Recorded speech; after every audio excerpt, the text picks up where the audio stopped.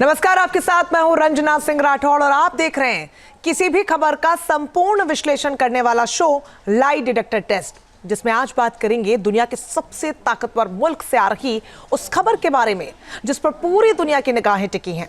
Putin ने भी इस बयान को बड़े गौर से सुना। जेलेंस्की ने भी टीवी पर ध्यान और कान लगाकर इस खबर को सुना और देखा। नेतन्याहू भी इस खबर को देख रहे थे तो ईरान के सुप्रीम लीडर खामेनी भी टकटकी लगाए टीवी की ओर देख रहे थे। बीजिंग की भी नजरें टीवी पर ही टिकी थीं तो ताइवान में भी इस खबर के मायने निकाले जा रहे थे। वो खबर क्या थी जिसने पूरी दुनिया का ध्यान अपनी ओर आकर्षित किया, और वो खबर इतनी महत्वपूर्ण कैसे हो गई है कि दुश्मन देश भी एक ही खबर को बड़े गौर से सुन और देख रहे थे। एक एक डिटेल इस रिपोर्ट में। वर्ल्ड वॉर के चक्रव्यूह में फंसे ट्रंप का सच। Only America first.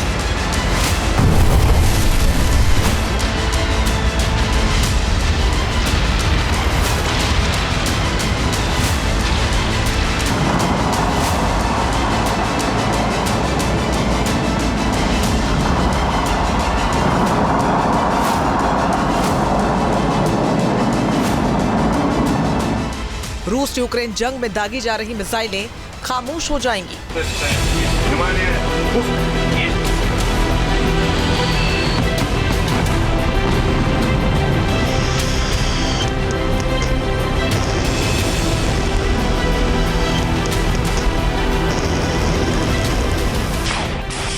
इजराइल और ईरान के बीच खींची तलवारें थम जाएंगी।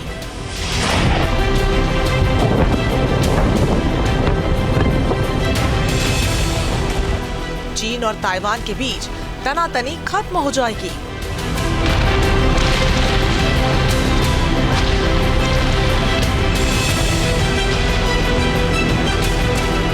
अमेरिका और रूस की दोस्ती हो जाएगी।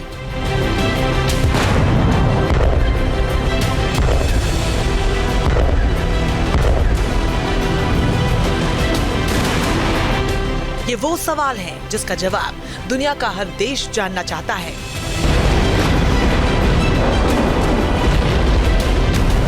अगर ऐसा हो जाए तो दुनिया के हर मोर्चे पर शांति हो जाए।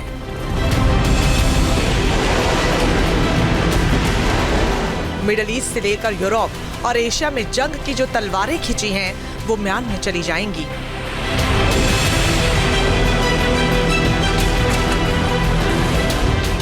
मिडिल ईस्ट से लेकर यूरोप और एशिया में जो बारूदी दुर्गंध घुली है वो खत्म हो जाएगी, क्योंकि दुनिया में चल रही जंग को खत्म करने का दावा किसी और ने नहीं बल्कि डोनाल्ड ट्रंप ने किया है।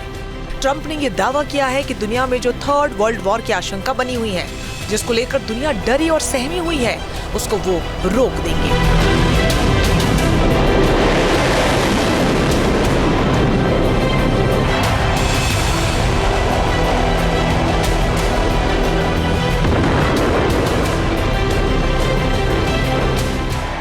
I will end the war in Ukraine. I will stop the chaos in the Middle East, and I will prevent World War III from happening.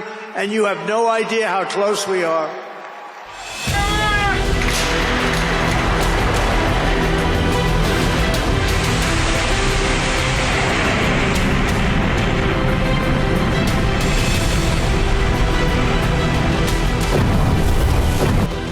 America की धरती से डोनाल्ड ट्रंप ने जो ऐलान किया, जिसकी घोषणा ट्रंप कर रहे हैं, क्या वाकई में ऐसा हो जाएगा? क्या दुनिया के वो मुल्क जिनका किसी न किसी रूप से इस जंग से इंटरेस्ट जुड़ा है वो ट्रंप की बात मान जाएंगे? क्या वो देश ट्रंप की बात मान जाएंगे जिनकी संप्रभुता को चुनौती है? फिलहाल ट्रंप को तो ऐसा ही लगता है और वो इसकी शुरुआत चीन से करना चाहते हैं। चीन जो अपनी विस्तारवादी नीति में सबसे बड़ा रोड़ा अमेरिका को मानता है, लेकिन ट्रंप दूसरे कार्यकाल में दुनिया में शांति के संदेश की शुरुआत चीन से करना चाहते हैं। अमेरिका से निकलकर जो खबरें सामने आ रही हैं उसके मुताबिक डोनाल्ड ट्रंप 100 दिनों के अंदर चीन का दौरा कर सकते हैं। चीन दौरे के दौरान ट्रंप दुनिया में जो इस वक्त हालात हैं उस पर चर्चा कर सकते हैं।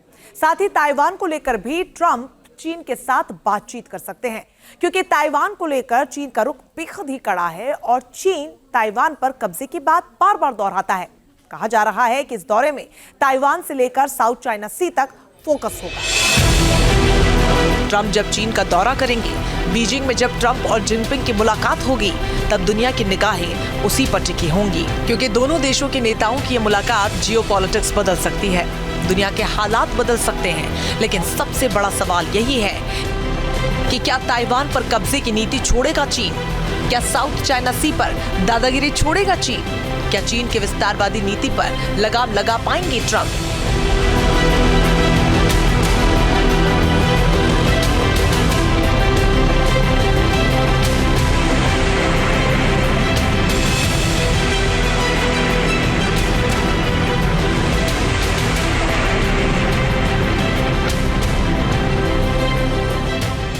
जानकारी की माने तो चीन कभी भी अपनी विस्तारवादी नीति नहीं छोड़ेगा, क्योंकि चीन दुनिया की महाशक्ति बनना चाहता है।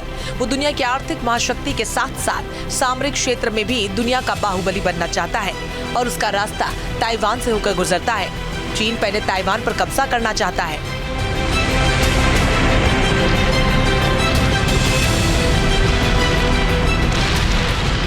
चीन पिछले 2 सालों से ताइवान के खिलाफ काफी एग्रेसिव हो गया है। चीन की सेना ताइवान पर कब्जे की रणनीति भी बना रही है, लिहाजा समुद्र से लेकर आसमान तक ऐसा किला तैयार कर रही है।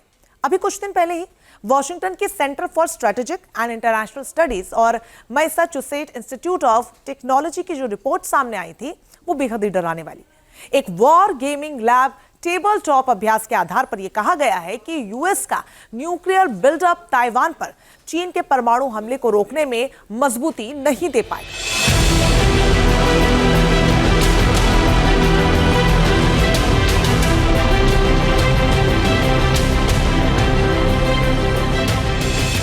वैसे तो ये report gaming lab table top अभ्यास के आधार पर तैयार की गई है, लेकिन रिपोर्ट क्लियर बता रही है कि ताइवान मोर्चे पर चीन काफी मजबूत है, और अगर चीन की ओर से न्यूक्लियर अटैक किया गया तो अमेरिका चाहकर भी ताइवान की रक्षा नहीं कर पाएगा। ताइवान पर अटैक करने से पहले जिनपिंग पूरी तैयारी कर रहे हैं, जिससे ताइवान पर कब्जे की रणनीति बनाई जाए तो कोई भी चूक ना हो। जब एक बार चीन की सेना ताइवान पर धावा बोले तो फतेह करके ही वापस लौटे। इसके लिए न्यूक्लियर तैयारी में जिनपिंग जुटे हुए हैं।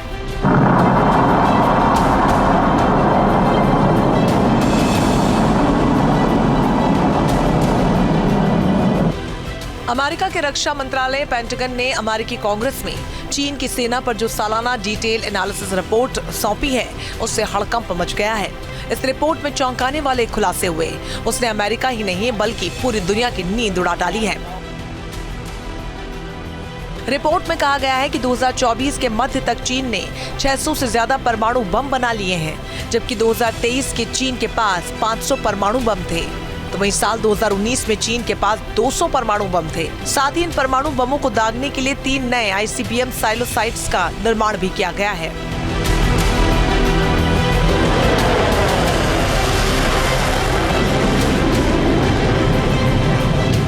पेंटागन ने दावा किया है कि अगर चीन इसी स्पीड से परमाणु बम बनाता रहा तो चीन के पास साल 2030 तक 1000 से ज्यादा परमाणु बम हो सकते हैं, और साल 2035 तक वो 1500 से ज्यादा परमाणु बम बना लेगा।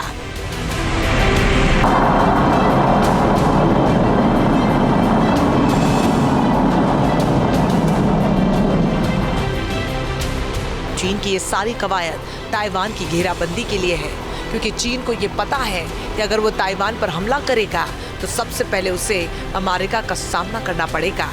और ट्रंप जिस तरह से चीन के साथ दोस्ती का हाथ बढ़ा रहे हैं, उससे सवाल यही है कि ट्रंप को ताइवान और चीन में से किसी एक को चुनना होगा। और चीन अगर ताइवान पर कब्जे की रणनीति बनाता है तो अमेरिका को खामोश रहना होगा। सवाल यही है कि क्या नेशन फर्स्ट की थ्योरी वाला अमेरिका ताइवान के मुद्दे पर खामोश रहेगा?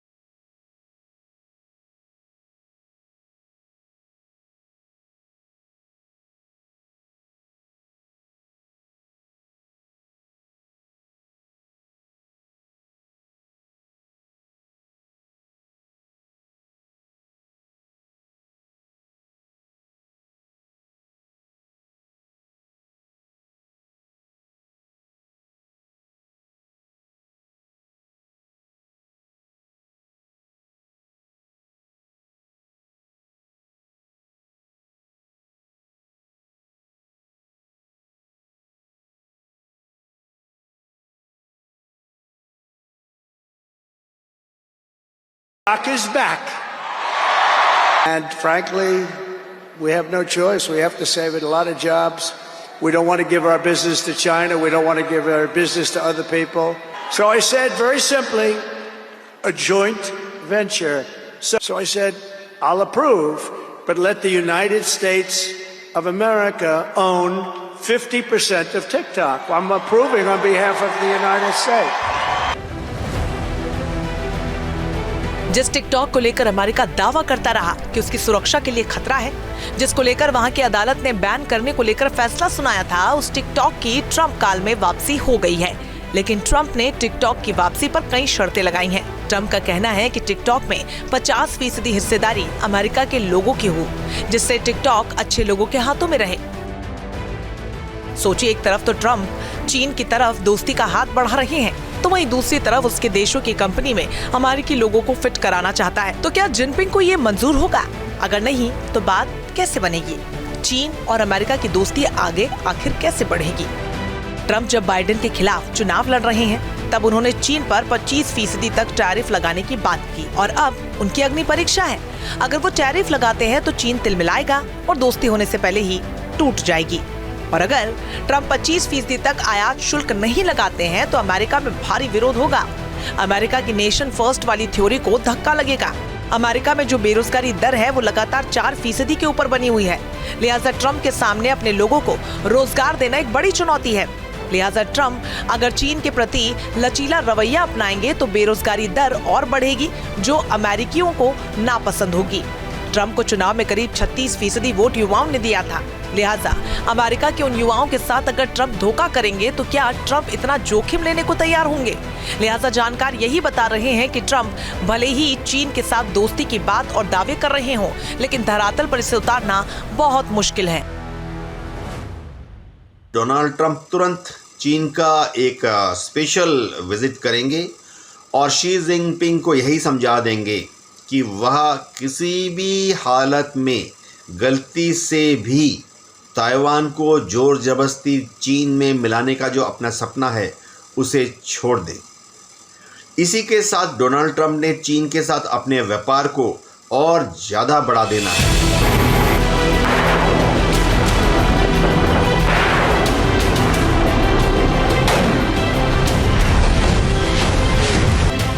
चीन ही नहीं, ट्रंप ये दावा कर रहे हैं कि वो रूस और यूक्रेन की जंग को खत्म कर देंगे, मिडिल ईस्ट में शांति स्थापित करा देंगे।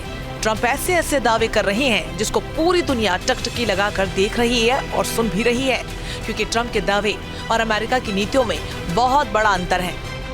एक तरफ तो अमेरिका लगातार यूक्रेन को हथियार दे रहा है, मिडिल ईस्ट में इजराइल को सपोर्ट कर रहा है, जिससे ईरान चिढ़ा हुआ है, तो वहीं दूसरी तरफ ट्रंप शांति की बात कर रहे हैं। और इतना ही नहीं, ट्रंप के बयानों से कनाडा और ग्रीनलैंड जैसे इलाके भी सहमे हुए हैं। कनाडा, पनामा, ग्रीनलैंड और मेक्सिको, ये वो कुछ नाम हैं जिन्हें डोनाल्ड ट्रंप अमेरिका में शामिल कराने की इच्छा जाहिर कर चुके हैं। उनके इस बयान से दुनिया भर में कई चर्चाओं को जन्म दिया है, लेकिन सबसे ज्यादा शोर ग्रीनलैंड को लेकर है। लोग ये जानना चाह रहे हैं कि आखिर 60,000 की आबादी वाले ग्रीनलैंड पर दुनिया के सबसे शक्तिशाली देश के राष्ट्रपति की नजर आखिर क्यों है? ग्रीनलैंड में ऐसा है क्या? क्या मामला सिर्फ ग्रीनलैंड तक ही सिमटा हुआ है या फिर कहानी कुछ और है? आसान भाषा में समझे तो ग्रीनलैंड आर्कटिक और नॉर्थ अटलांटिक महासागरों के बीच बसा एक द्वीप है। फिलहाल ये डेनमार्क के हिस्से के रूप में देखा जाता है। इसका करीब 80% क्षेत्र बर्फ से ढका है। आबादी भी महज 60,000 की है, जो बुनियादी जरूरतों के लिए भी मशक्कत करती है। दरअसल कुछ जानकारों का ये मानना है कि मामला सिर्फ ग्रीनलैंड का नहीं है, बल्कि ग्रीनलैंड के बहाने अमेरिका पूरे आर्कटिक क्षेत्र पर अपना दखल बढ़ाना चाहता है। लेकिन इस रेस में अकेला अमेरिका ही नहीं, बल्कि यहाँ उसका टकराव रूस से होगा। चीन भी ग्रीनलैंड में अपना प्रभाव बढ़ाना चाहता है। लिहाजा कहा जा रहा है कि ग्रीनलैंड वो फ्लैश पॉइंट है जिसकी चिंगारी से महायुद्ध हो सकता है। आर्कटिक पर किसका कितना दावा है उसे भी आप समझ लीजिए। अमेरिका आर्कटिक पर 10% का दावा करता है, रूस आर्कटिक के 50% पर दावा करता है, कनाडा आर्कटिक के 25% पर दावा करता है, डेनमार्क आर्कटिक के 20% पर दावा करता है, तो वहीं नॉर्वे आर्कटिक के 5% हिस्से पर दावा करता है।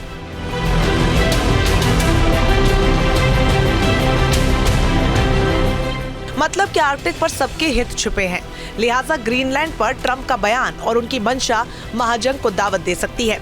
सोचिए, एक तरफ तो ट्रंप दुनिया में जितने मोर्चे खुले हैं उसको खत्म कराने का दम भर रहे हैं, तो वहीं दूसरी तरफ खुद जंग का मोर्चा खोलने का काम कर रहे हैं। ऐसे में शांति की स्थापना की बात केवल ख्याली पुलाव लगता है, ऐसे जानकार भी मान रहे हैं, क्योंकि केवल ग्रीनलैंड ही नहीं, मिडल ईस्ट में भी अमेरिका इजराइल को लगातार हथियारों से सपोर्ट कर रहा है। ईरान में तख्ता पलट जैसी बात भी अमेरिका के थिंक टैंक की ओर से कही जा रही है। ईरान के न्यूक्लियर प्रोग्राम को भी अमेरिका तबाह करना चाहता है। ऐसे में जंग और शांति एक साथ कैसे होगी, ये बड़ा सवाल है। Team news nation. News nation अब व्हाट्सएप पर खबरों के ताजा अपडेट के लिए न्यूज नेशन के इस QR कोड को स्कैन करें।